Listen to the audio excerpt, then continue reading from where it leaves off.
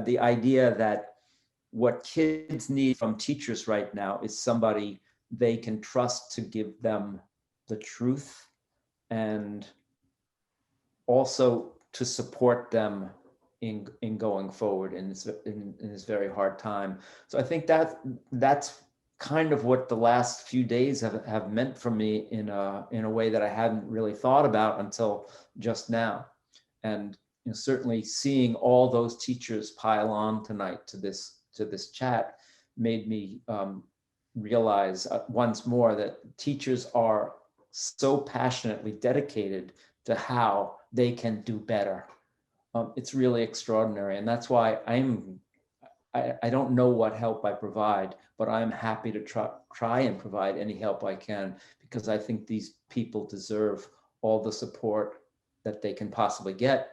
I don't know a political unity that's going to be tough, but I hope for it. But one unity I'm hoping for that I think is a little more feasible is uniting historians like yourself and college professors and K through 12 teachers and students to rethink and reimagine learning and school and what we're doing here, because some of it is working. And I'm not going to say that all standardized tests are wrong, but I think that if we're in a complete, I think that with online teaching and online learning, we've really deconstructed this process together.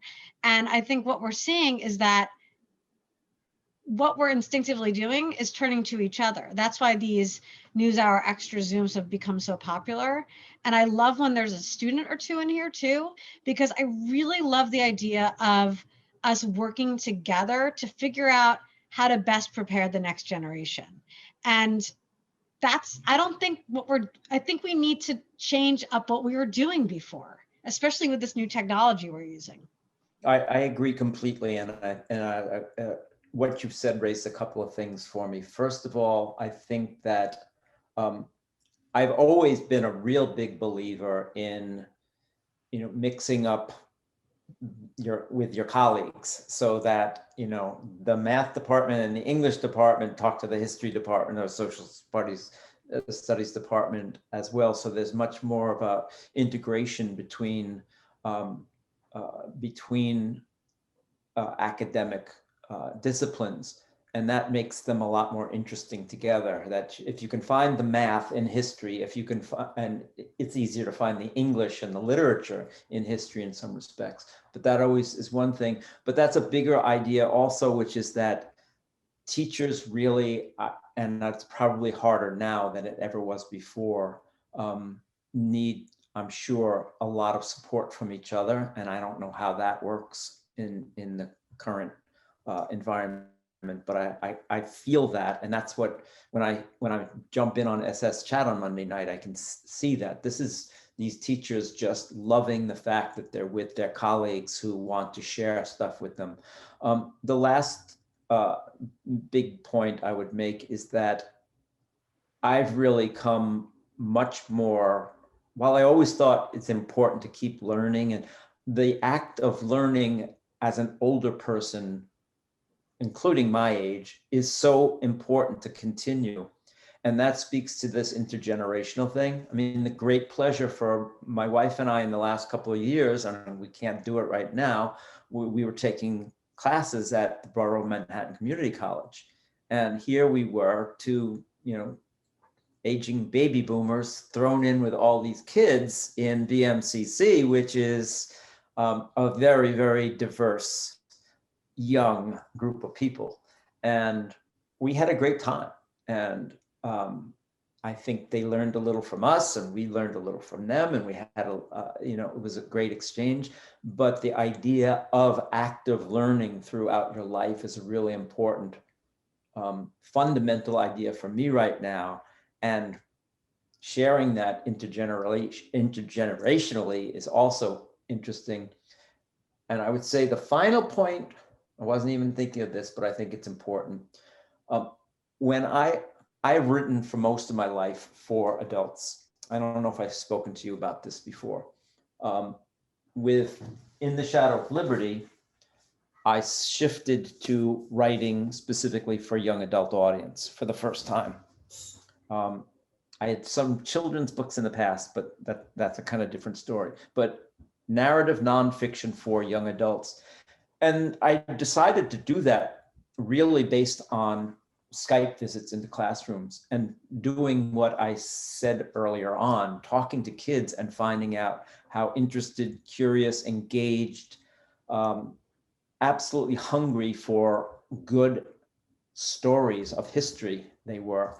And so that's the reason I shifted rather radically to writing for adults, to writing for young adults. Is a big change in my career professionally.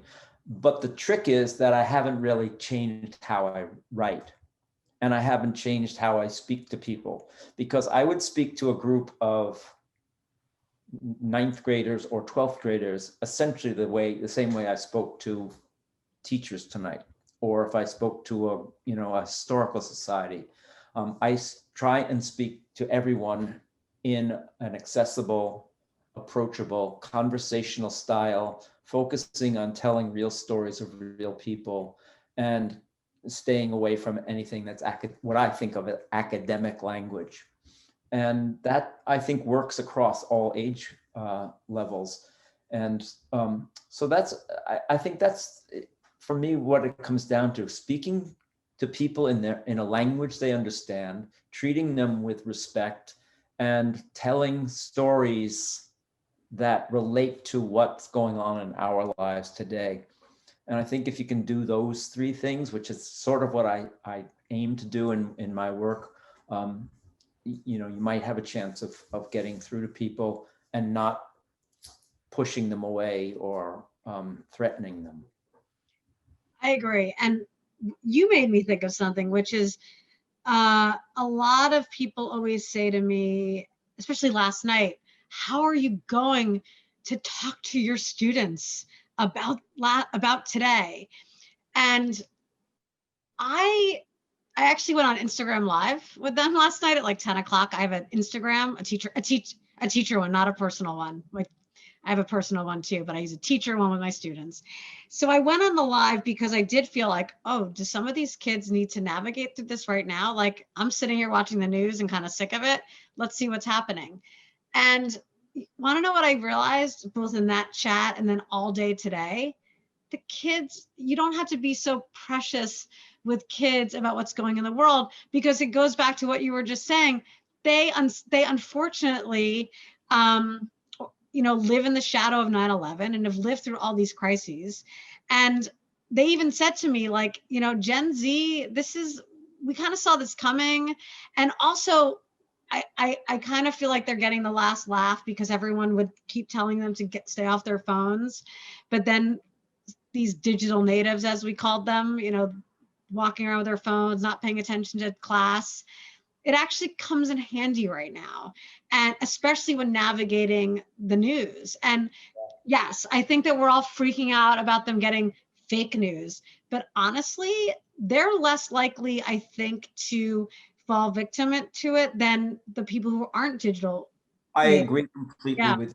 And the kids I talk to and the teachers who are working with them are so much more savvy about media literacy, partly because PBS is doing wonderful work. And then there's people like Sam Weinberg out at Stanford and what he's doing. People are really working on this at very middle school and high school level in profound ways that the kids are all right. It's really the adults we have to worry about. They are.